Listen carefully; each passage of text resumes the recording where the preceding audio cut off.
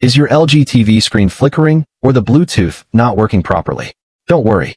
In this video, I'll show you quick and easy steps to fix both issues at home without needing a technician.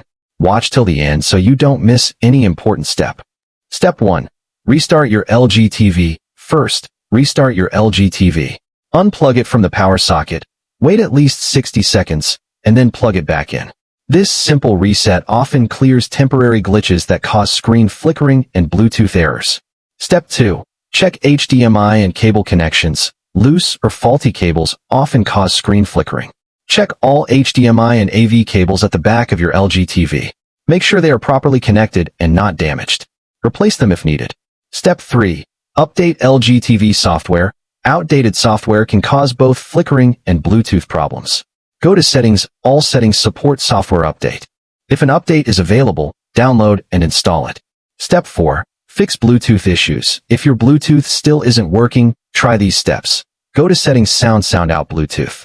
Remove old paired devices and repair your headphones or speakers. Restart the TV once again for changes to take effect. And that's it.